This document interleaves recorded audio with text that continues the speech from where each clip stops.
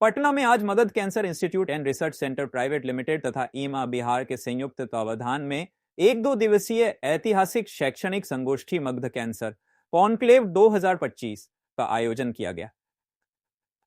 कार्यक्रम का उद्घाटन बिहार के माननीय राज्यपाल आरिफ मोहम्मद खान के करकमलों द्वारा किया गया। माननीय राज्यपाल ने इस अवसर पर एक कहानी के माध्यम से ज्ञान साझा करने महत्ता के बारे में बताया, जो कि बेहतर इलाज के लिए कारगर साबित होगा। साथ साथ सरकार द्वारा कैंसर की रोकथाम के लिए बालिका टीकाकरण कार्यक्रम की सराहना की।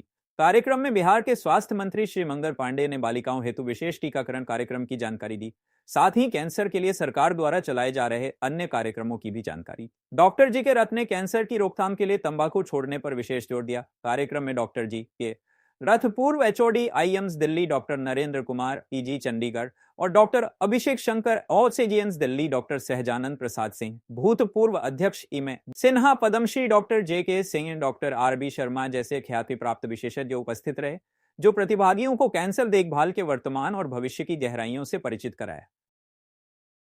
ये नेशनल कॉन्फ्रेंस है, राष्ट्रीय स्तर का प्रोग्राम है और इसमें कैंसर के इलाज में, कैंसर के प्रिवेंशन में जो नए जो है कि अभी डेवलपमेंट हुआ है, कीमोथेरापी या इम्यूनोथेरापी, टारगेटेड थेरापी, इसके बारे में तो हम लोग डिस्कस करेंगे ही। और इसके साथ साथ जो है कि इसको कैसे रोका जाए, कैसे प्रिवेंट किया जाए कैंसर को, इस बात पे चर्चा होगी।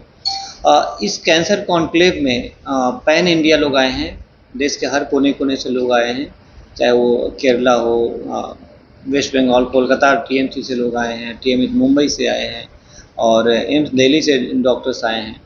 और सभी डॉक्टर्स जो हैं अपने अपने फील्ड में जो है कि वो महारथी हैं, अपने फील्ड के एक्सपर्ट हैं। तो ये कैंसर अपने आप में एक जो है कि मल्टी स्पेशलिटी ट्रीटमेंट होता है कैंसर का इलाज। वहाँ पे रेडिएशन ऑन्कोलॉजी, जहाँ पे रेडिएशन से ट्रीटमेंट होता है, सर्जिकल ऑन्कोलॉजी, सर्जन्स होते हैं जो कि जटिल सर्जरी करते हैं, और मेडिकल ऑन्कोलॉजिस्ट जहाँ की हम लोग कीमोथेरापी या फिर टारगेटेड थेरापी और आज की तारीख में CAR-T सेल थेरापी से कैंसर का इलाज हो रहा है। तो जो बीमारी आज से 10 साल पहले जो कि क्यूरेबल नहीं थी, ठीक है, वो भी आप देखेंगे कि टारगेटेड थेरापी और इम्यूनोथेरापी से उस बीमारी को आज क्योर किया जा रहा है।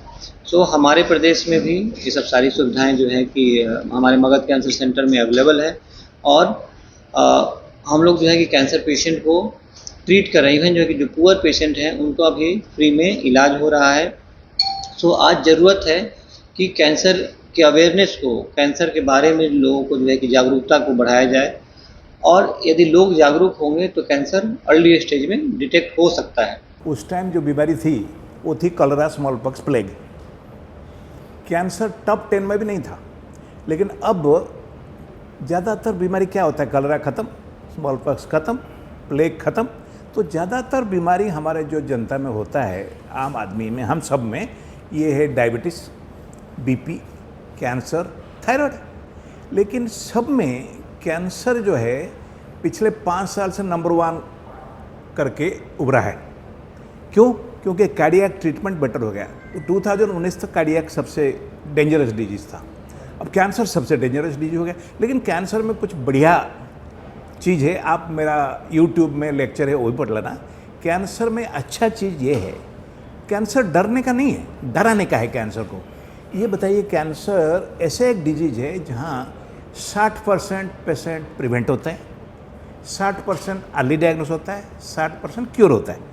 मैं अच्छी चीज़ बताना चाहता हूँ हर पब्लिक को, जो कि लाभ नहीं होते हुए। डायबिटीज़ ठीक नहीं होता, कभी ठीक होता है? आपने देखा हुआ है? ठीक नहीं होता। प्रिवेंट भी नहीं कर सकते, अर्ली डायग्नोसिस भी नहीं कर सकते। ब्लड प्रेशर किसी का प्रिवेंट नहीं कर सकते, कैसे करोगे? रोज बीपी लोगे, प्रिवेंट नहीं कर सकते, ठीक भी नहीं होता। लेकिन कंट्रोल जरूर हो सकता है, लेकिन कंट्रोल लोग रोज दवाई ले तब ना। दोनों के संयुक्त प्रयास से लगभग 425 करोड़ रुपए की लागत से वहां भी कैंसर हॉस्पिटल हम लोगों ने बनाया है। वो टाटा कैंसर हॉस्पिटल मुंबई के साथ टेक्निकल सपोर्ट लेके वहां काम हो रहा है। वहां 3 साल पहले से हमने इलाज कराना शुरू कर दिया है। 35 एकड़ एरिया में वो हॉस्पिटल हमारा बनकर लगभग तैयार हो गया है। लेकिन वहां पे सुविधाएं और वहां पे ऑपरेशन का काम भी हम सब लोगों ने शुरू कर दिया है। 10,000 के लगभग उस मुजफ्फरपुर के SMCH में ऑपरेशन भी हो गया है और अगले 1 महीने के अंदर मुजफ्फरपुर में उस 425 करोड़ रुपए की लागत से बने नए कैंसर हॉस्पिटल का लोकार्पण भी विधिवत रूप से हम जनता के लिए कर रहे हैं। अभी 2 महीना पहले मैंने दरभंगा में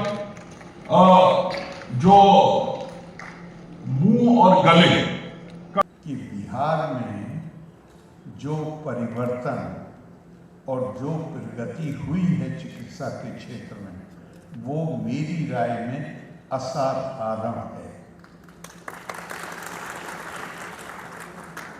मैं यहाँ आने से पहले केरला में था। केरला की स्वास्थ्य सुविधाएं आज से नहीं, पिछले 40-50 साल से वेस्टर्न यूरोप के साथ उसकी तुलना की जाती है। और पिछले कुछ वर्षों में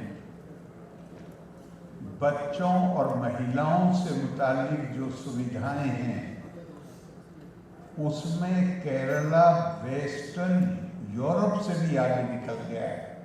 और अब वो केवल स्कैंडिनेवियन कंट्रीज से अब उसकी तुलना की जाती है। और 5.5 साल वहाँ बिताने के बाद मैं आपसे कह रहा हूँ कि बिहार इस समय किसी भी तरह केरला से पीछे नहीं है। बिहार में रिमार्केबल, लेकिन होता है कि एक बार एक छवि बन जाए हमारी, तो उस छवि के चलते लोगों को बताइए भी, बिहार के लोगों को नहीं, बाहर के लोगों को बताइए, तो वो थोड़ा मुश्किल से विश्वास करते हैं। मैं खुद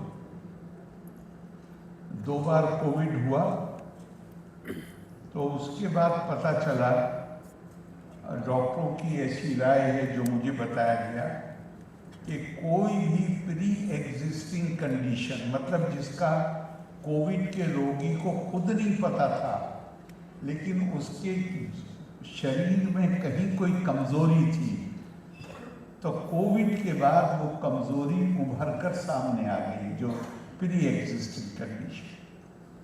तो मुझे दांतों में बहुत दर्द हुआ वहीं जब मैं केरला में, और जब ट्रीटमेंट शुरू कराया उसी बीच में अब मैं बिहार आ गया, तो फिर यहाँ भी कराया। तो मैं मरीज के नाते कह सकता हूँ कि बिहार सरकार ने, हमारे मुख्यमंत्री, हमारे स्वास्थ्य मंत्री, इनकी जो भी, मतलब मैं तो इनकी दिल खोल के प्रशंसा करूँगा।